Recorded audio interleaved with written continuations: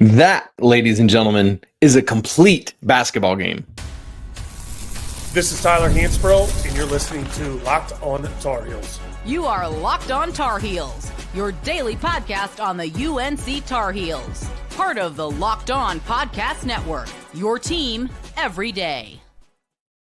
Here, it's Wednesday, January 15th, 2025. Welcome into this live postcast edition of the Locked On Tar Heels podcast, the only daily North Carolina show out there. I'm your host, Isaac Schade. Thank you so much for joining us here right after the game to get your Tar Heels content every single day.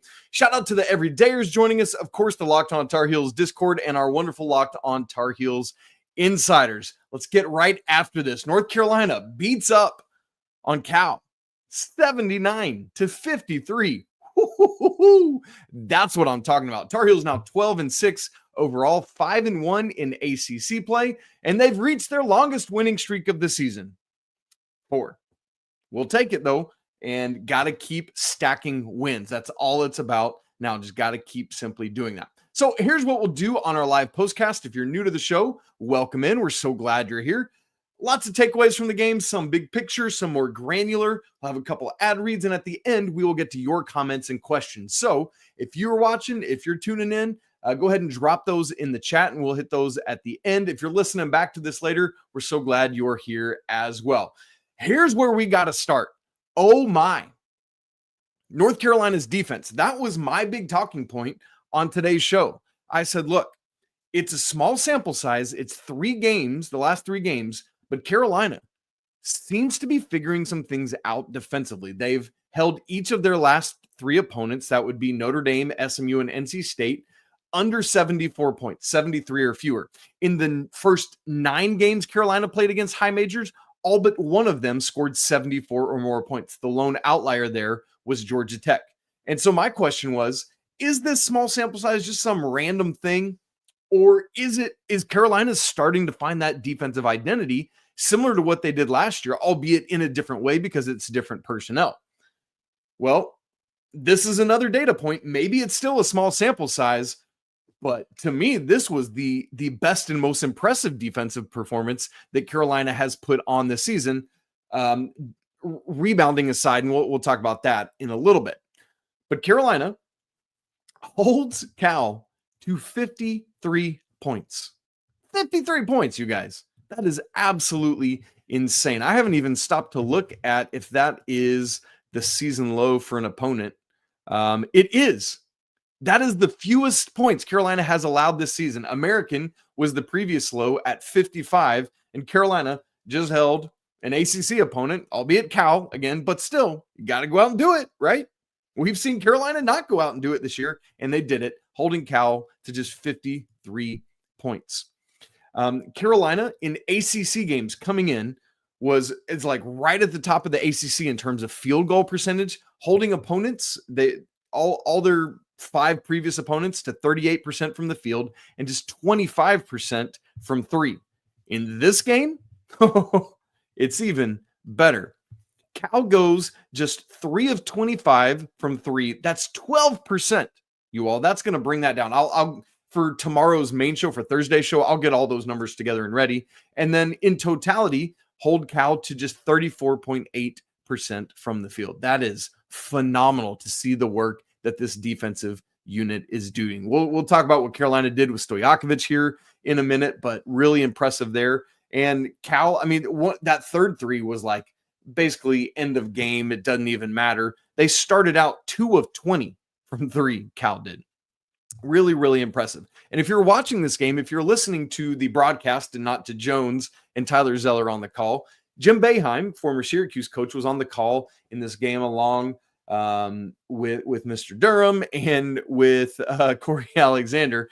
And Coach Boeheim, toward the end of the games, like a lot of times when there's a game like this and a team is not performing well offensively, a lot of people will say, oh, they're just missing shots. But Jim Boeheim, one of the greatest coaches of all time in college basketball, quoted this toward the end of the game. It's not that Cal's missing good shots. They're not getting a lot of good shots. And that is attributed to Carolina and what Carolina is doing now to shut down their opponents. It's really impressive. And it's really, again, becoming part of their identity. Let's look at some of the advanced metrics and what they say. Ken Palm has already updated, as Ken Palm often does. I love how quickly it is. Carolina is 29th overall at Ken Palm. But here's what's interesting for me. Similar to last year, where Carolina finished, let's pull it up in real time here because we can do things like that. Last year, Carolina finished 8th overall in defensive efficiency in the nation at Ken Palm and 15th in offensive efficiency. Both of those are elite when you got 363 teams you're talking about last year in totality.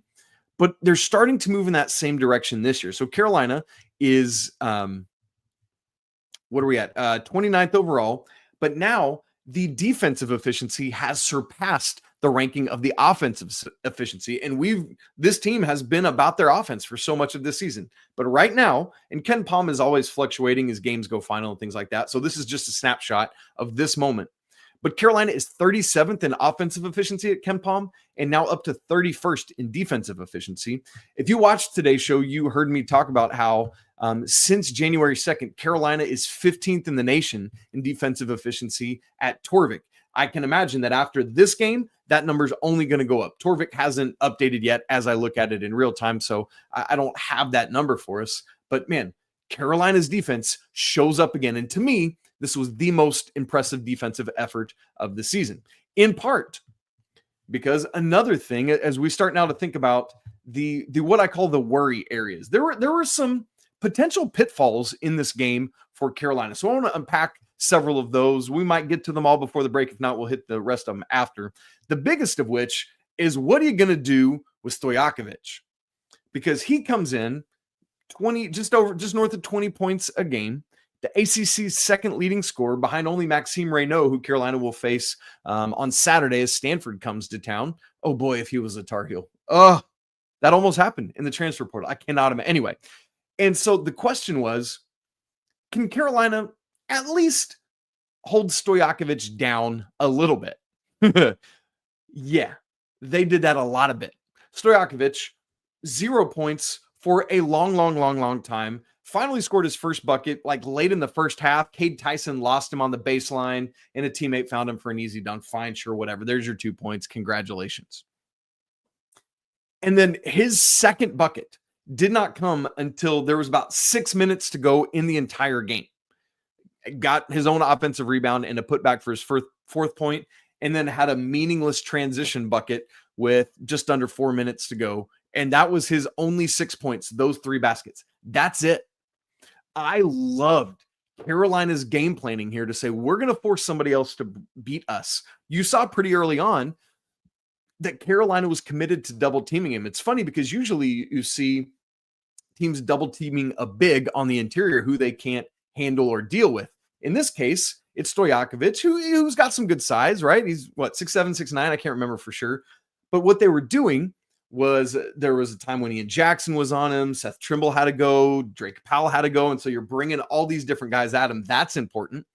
But what Carolina did was double with Jalen Washington, which worked quite nicely early on to get the ball out of his hands. There were 2 plays early in the second half as Cal chipped into the Carolina lead a little bit, where I thought Seth had the defense taken care of. Like Seth, man, he was physical. He was bodying Stojakovic, and he could do nothing. And I didn't think Jay Wash needed to come double, but he did. It allowed Stojakovic to get a nice little dump into the interior for a dunk, and then I think to Sissoko, and then there was another one, a possession or 2 later. And other than that, though, even as a playmaker, Carolina, I thought, was able to shut Stojakovic down pretty well. He did have 4 assists and a turnover, but still, that's not enough to affect this game at that level. And so really proud of the Tar Heels for what they did with him. But let's also mention, it wasn't just holding Stojakovic down. It was also freshman Wilkinson, who comes in as their second leading scorer at about 12 points a game.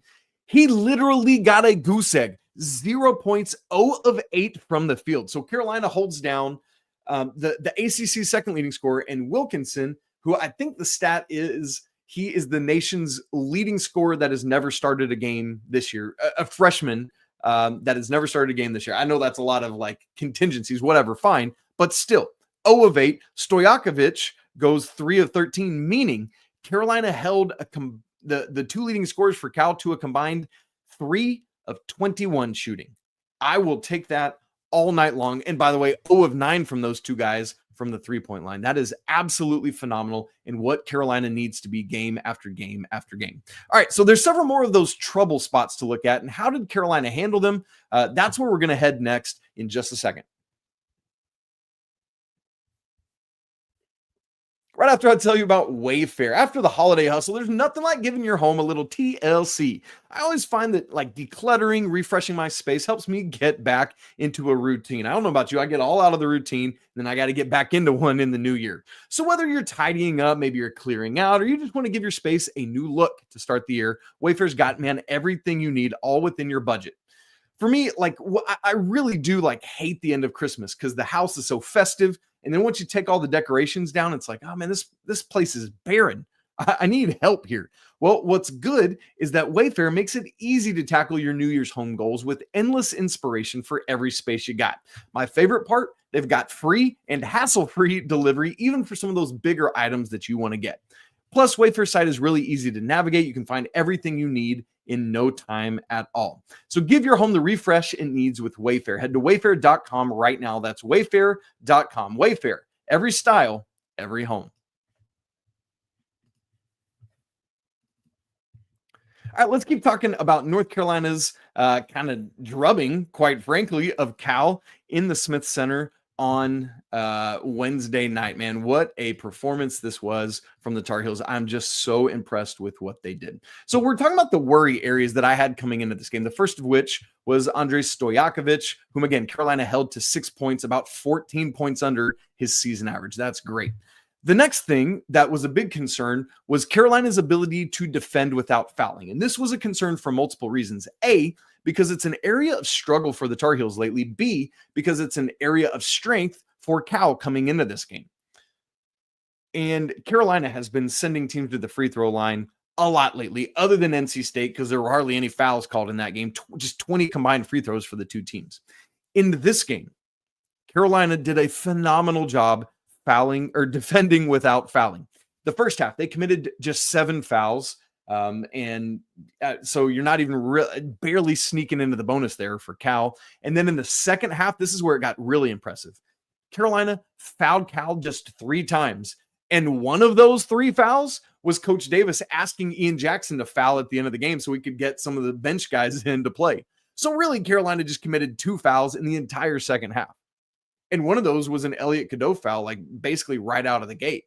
So really, really impressive. And consequently, what that means, Cal, who averages 24 free throws a game, which is 29th nationally, right? That's an area of concern. If Carolina cannot defend without fouling, they're in trouble in this game.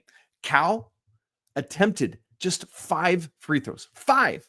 That's it. That's all. Stojakovic himself goes to the free throw line an average of 7 times a game. Literally never went to the free throw line in this game. Carolina, again, was forcing someone else to beat them, and boy, did it pay off in a big way. So another area of concern, defend without fouling, non-factor. Cal at the free throw line, non-factor. The one area of concern for me coming into this game that did end up being a factor, it was a warranted concern, was Cal's ability to offensive rebound and Carolina's inability to stop that offensive rebounding. So Cal comes into this game, offensive rebounding, they get 12.9 per game. That's 52nd in the nation. In terms of their offensive rebounding percentage, they come in 37th in the nation at 35% offensive rebounding. So that's an area of concern. And that one turned out to be warranted. Why? Because Cal, let me get back to my stats on it, gets 11 offensive rebounds, 22 defensive rebounds, and they turned those 11 offensive rebounds into how many second chance points? 16. They had 9 at the half, and that is an area Carolina still continues to struggle with. And I think that's just going to be part of the deal this year. This is the 3rd straight opponent to have double-digit offensive rebounds against the Tar Heels. And I think maybe we're going to have to start reckoning with that's something we're going to have to be okay with, is some extra possessions for the opponents because of the size or lack thereof that Carolina plays with. I think that is just quite frankly going to be the reality of this season. So I think I'm not saying embrace it. I'm just saying got to learn to live with it, if that makes sense. All right, let's get to some personnel because, my goodness, you guys, Ian Jackson, I cannot quit raving about this young man and his progression. What he is doing consistently for the Tar Heels kind of boggles my mind, because all freshmen that you see, at some point they like hit this wall where things go down, and they're up and down. Even when they don't hit the wall, there's inconsistency. Ian Jackson seems thus far to be what's it called when you can't catch a disease? Immune. He seems to be immune to that freshman issue. 20 points in this game, meaning that it's now the 6th time in the last 7 games that Ian Jackson has gotten to 20 points or more. And the one of those, I said 6 out of 7. The one when he didn't get to 20, he had 18. I mean, he is Carolina's best offensive weapon right now. And it's so impressive. But it also feels like it's not just the offense for Ian. His defense is really coming along. He's lengthy, he's quick, he's athletic. And when he sees Drake Powell and Seth Trimble and everyone else D'ing up and recognizing, man, this has to be our identity, he really, really leans into it. And so what he's doing for this team is important. But here's the other thing. Yet again, he's in there rebounding too. Carolina's second leading rebounder in this game with 7 rebounds. Ian, man, he's doing it. And he's how can you not love this kid, man? He's having a blast. He's having fun. He's infectious. I think it's really, really neat watching him play. But what's cool, whose place did he take in the starting lineup? Seth Trimble's. Seth Trimble, as we know, was out for those games with now we know a head injury, a concussion-like symptoms, again, similar to last year. In his stead, Ian Jackson came in and has really took off since then. Taken off, I guess, would be more appropriate English. Forgive me for not speaking good. But here's what's neat. One of the things I said on today's show in preparation for this game is, but watch what happens when Ian's already doing what he's doing, and then Seth Trimble starts to come back along. Because in his first 2 games back, the first one, Seth Trimble, 0 points. Last game, 4 points. I believe both of those were in transition. And then this game, man, Seth really, really, really starts taking off. And it's like, okay, here comes Seth Trimble again. This dude is getting ready to go. He finishes the game, does Seth Trimble, with, let me get back to his stat line, 12 points, just 3 of 8 shooting. Had a couple good looks at 3. I love that he's taking them again, right? Like, you want to see him doing that. 6 of 6 at the free throw line for Seth Trimble. That's where he got first doing it. But 6 rebounds for Seth and 3 steals. You guys, Seth Trimble's, I don't know if I'd say he's back, but he's so close to back. I'll say he's back when he's hit a 3.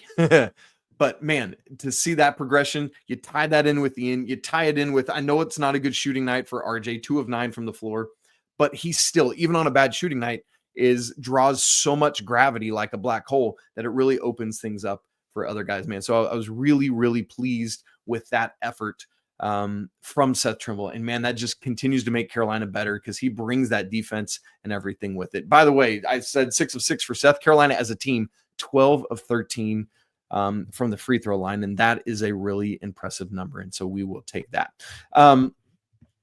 Carolina, the Jay Wash block party, how was he coming back after that really, really impressive performance Saturday against NC State? Jay Wash was fine in this game. 6 points on 3 of 7 shooting, hit a couple mid-range shots, plus had Carolina's first basket of the game, 4 rebounds, an assist, a block, and a steal. So, did enough. He was fine. But here's what's great. Even on a night when he wasn't fine, was just fine, Van Allen Lubin, 7 points, a perfect 3 of 3 from the field, 8 rebounds, and 3 blocks for Van Allen Lubin. Jalen Withers, 5 points on 2 of 2 from the field, made a 3, just like rhythm 3. I loved it. I like that version of him. I don't like him trying to dribble into traffic and getting an offensive foul. That's not what we're looking for. But 4 rebounds from him. And it's just, so those 2 guys, Lubin and Withers, combined for 12 points on a perfect 5 of 5 from the floor and 12 rebounds.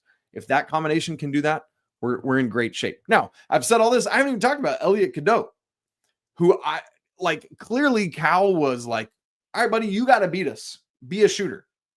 And Cadeau hit a 3, was 7 of 15 from the floor, 15 points, 3 rebounds, 3 assists, did have 4 turnovers. Again, that keeps cropping up, man. Here and there. He's not done as much of it lately, but multiple of those turnovers were of the like, no, like you just saw it, right? Like, it's like, that's not a smart pass. Also, a critique I need to give to Elliott. Finished the first, like got his second foul just right near the end of the first half. That's okay, fine. But that just means you got to be a little bit careful in the second half. And this was where Elliott has to be wiser. He's got to be smarter. One of his turnovers early in the second half, it's like it happens. I get it. But he compounded the issue by fouling Cal in transition. And at that point, Carolina hadn't started extending the lead at the way they did yet. At that point, it was just like, all right, like, fine, whatever. But I think it's Jay Billis that often says, you can get those 2 points back. You can't get that foul back. And so, sure, Elliott contested a little bit, but don't even get close. Like, there's no reason to foul there because that's your third foul just a couple minutes into the second half. Now you got to go to the bench and you're not helping your team. So, like, sure, contest, but be smart. Do not commit that foul, man. You were too important to your team to be sitting on the bench. And so that's a just critique I had of that choice by Elliott. But look, I'm sitting in my living room watching this thing. He's out there doing it. And so, right, like it's hard to do that. But if we're talking about it, that's what I'm going to say. All right. Lots of great comments and questions coming in the comments in the chat that I see that we need to get over to that. Obviously, a lot more to talk about this game, but I want to save some of it because we got to talk about it on tomorrow's show, like the great run Carolina went on in the second half to put this game away, man. Oh, I've been waiting on that, and the Tar Heels did it. So we're going to get to your comments and questions coming up here in just a second. Right after I tell you about Rocket Money. Hey, have you used the Rocket Money app to help you find subscriptions maybe you forgot you were paying for, or even to seek out subscriptions maybe you're accidentally paying for twice? I've definitely known people that's happened to. Like, they didn't even realize they were paying for a subscription, but Rocket Money made it really easy to track those down. It's almost like having a personal financial assistant. And that's what Rocket Money is. It's a personal finance app that helps find and cancel your subscriptions. It helps monitor your spending and helps lower your bills so that you can work at growing your savings. Man, that's great. If you can save money and grow savings for later, I love it. What Rocket Money does is brings everything together in one place, one-stop shopping, whether that's subscriptions, spending habits, even the goals you're setting here in 2025 ahead of all these 12 months ahead. Rocket Money has over 5 million users and has saved a total of $500 million in canceled subscriptions. That saves members up to $740 a year when you utilize all of the app's premium features. So cancel your unwanted subscriptions and reach your financial goals faster with Rocket Money. Go to rocketmoney.com/locked-on today. Again, that's rocketmoney.com/locked-on. One more time, rocketmoney.com/locked-on. Okay, gang, let's get over to the chat and check in on everybody. It's great to see everyone in here. Let's start with Sam Gonzalez. Man, Samuel Gonzalez had the first post in the chat. Way to go, Sam, and we're going to honor that today.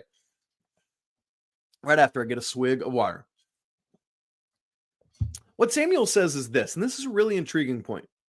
Just play and tune out everything else. We've got the horses, ride them to the goal.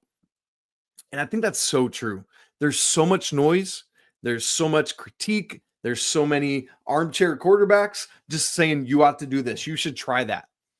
And this team just has to block all that out, overcome the issues of the non-conference. But man, how much did they learn from those experiences that they're putting into action now against, quite frankly, an ACC that outside of what we're seeing from Duke so far, I haven't seen another team better than, Auburn and Alabama and Michigan State and et cetera that Carolina played in non-con. And so all of that is now paying off. Carolina 5-1 in ACC play and seems to really be finding a groove. So I'm with you, Samuel. This is a great point here, and I appreciate you bringing that up. Masswords says, If Withers is hitting corner threes, we're cutting down all the nets, every single one of them. Yeah, I mean, look, I said it talking about Jay Witt just a minute ago. It's really crazy to me the difference in the good Jalen Withers and the bad Jalen Withers. And when the good Jalen Withers is on, it to Mark's point here, it really raises the ceiling and the floor, quite frankly, for this team. It's funny, you had two different corner moments. You had the one where he tries to drive baseline. I think Jay Wash was in the paint when he started his drive, if I remember correctly. I think this was in the second half at some point. Jay Wash sees this happening, floods back to the free throw line and allows Jay Witt to come, but he just he's not controlled and he commits an offensive foul. While on the other end, he's shot ready, gets a pass. I think it was from RJ kick out, right? That corner three, and just boom. When he doesn't think about it and he just goes, I can live with Jay Witt taking those shots. He's proven in his career that he is capable of hitting them like he did. We need the Jalen Withers that's flying around, getting rebounds, being consistent. Again, 2 of 2 from the floor, perfect shooting from the floor, 4 rebounds. That is the Jalen Withers that we need. Nintendo Nerd, what's up, Nintendo Nerd? Connor says, I saw just about everything we needed to see today, including us actually pulling away from a team for once. Great game. I want to talk about this more in depth on the Thursday full show, so I'm not going to go into all the details of it, but just at the big picture level, we really did, Nintendo, see so much of what needed to happen in this game, and it's encouraging that the Tar Heels did this with RJ going 2 of 9 from the field. It's not encouraging that RJ went 2 of 9 from the field, but it's encouraging that Carolina just won an ACC game by 26 with RJ not doing a ton. I'm encouraged by that because it means that Ian is continuing to do what he's doing. Seth is doing what he's continuing to do. And there was a bit of a moment there, when there were those back-to-back plays where Jay Wash doubled that we were questioning. Cal got within 6. And then it was over. It was over. To Connor's point here, Carolina actually pulling away from a team for once and just getting that 20-point lead. I think I predicted the score at 85-70 for this game. Carolina winning by 15. The line, I think, was 13.5 at FanDuel. It was 15 at KenPom. And Carolina blows right past that. Man, it's so encouraging to see the progression of this team. And you guys, let this just be a moment to say, Carolina, they're going to lose more games. It's going to happen. But this is why we watch. This is why we stay connected, even when it seems like things are down and not good, because you get moments like this as a team starts to figure out who they are, as a coaching staff starts to figure out who a team is. That's what being a fan of a team is about. And so I just want to say, keep sticking to it, man. There are going to be down moments. There are going to be big moments and happy moments. Live in all of them. It's really, really good stuff. All right, let's see what else we got. Big Chucks says, what happened the final 450 or so of the first half? Carolina had 34 points, a 10-point lead. Then the offense focus and decision-making went MIA. Had Cal made anything in that stretch, it could have been costly. This is a great point, Big Chucks 99. Let me highlight it by this play. Oh, you guys, I was going to say I was furious. How did I just say that word? Furious? I was furious. And Hubert Davis, though, was infinitely more so than me. All right, Carolina at this point has a 10-point lead at 36-26. How much time was left on the clock? Let's go look at it here. 36-26. And they're at from 3:18, nobody scored again until there were 55 seconds left. Yeah, it was so sloppy. Yikes. Wow.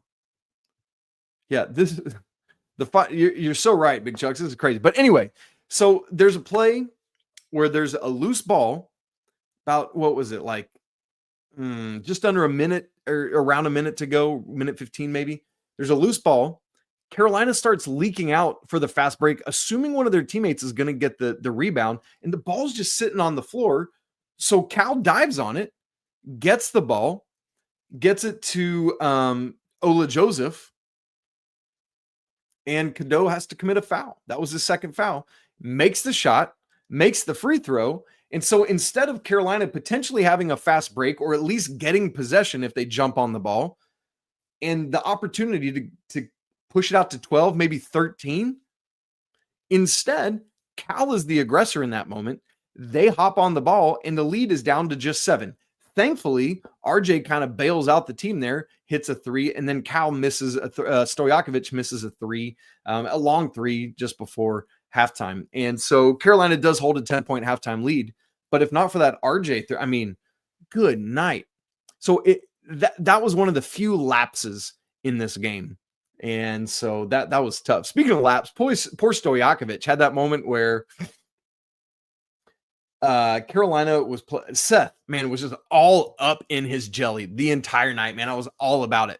And forced the ball into the backcourt. Stojakovic goes and gets it and somehow doesn't realize he's still got like 10, 12 seconds on the shot clock. Hoists a 3 from ridiculous distance away. But then Carolina messes up their fast break. It was a whole thing back and forth, kind of a crazy moment, but whatever. So Big Chucks, yeah, that was a moment that it's like, got to get past that, got to do more. And so, yeah, but let's get maybe one more question or big comment.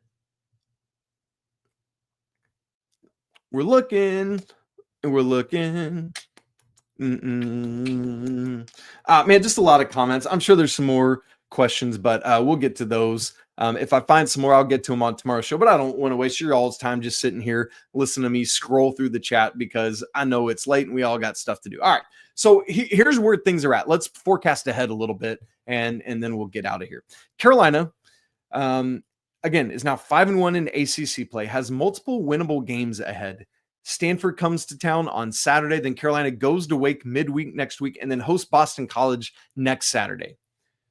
Tar Heels really, really, really need to win all 3 of those games. Boston College, Stanford, those pretty similar to this game tonight. The toughie in there is going to Wake. Got to win on the road. Because after that, Carolina has a stretch where they go to Pitt, go to Duke, host Pitt, then go to Clemson, and then have to travel up to Syracuse. And so, let's take that Syracuse game out of the equation and have the other 4. I feel like you got to go at least 2-2 in that stretch, if not better. But like those are 2 of, I've budgeted a couple losses in there just because that's a crazy tough stretch, probably the toughest stretch of the ACC slate for Carolina. So that means then that these games right now, these next 3, Carolina has taken care of the first of the 4. Now you got to turn your attention to Stanford and you got to do work against them, against the Cardinal on Saturday. And then got to go to Wake and do work there. And then you got to take care of Boston College when they come to town. So that's where things stand now.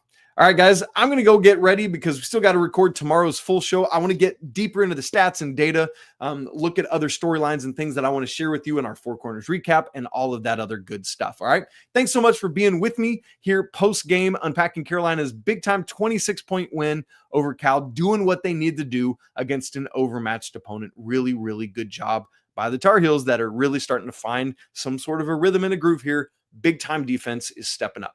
If you haven't subscribed to the show, make sure you do that on YouTube. Those of you watching, hit it right down there at the bottom. We are careening toward 10,000 YouTube subscribers, and you can be the next one. The goal is 10 and 3, 10,000 subscribers in the first 3 years of the show, which is the end of February. Would you help us get there, man? It would mean so much to this community. If you haven't joined the Locked On Tar Heels Discord, that link is in the show notes. Free to join. It's a great place to be. Hundreds of Tar Heels fans that just love their team and are passionate about it. It's a blast to be in. If you want to go even deeper, have one-on-one conversations with me, have access to all of my stats and charts and data, which I'm about to go update right now, join the Locked On Tar Heels Insiders. A great way, again, to help support the show. All right, guys, you know the drill. It's always a great day to be a Tar Heel. We'll talk again on tomorrow's show, but until then, peace.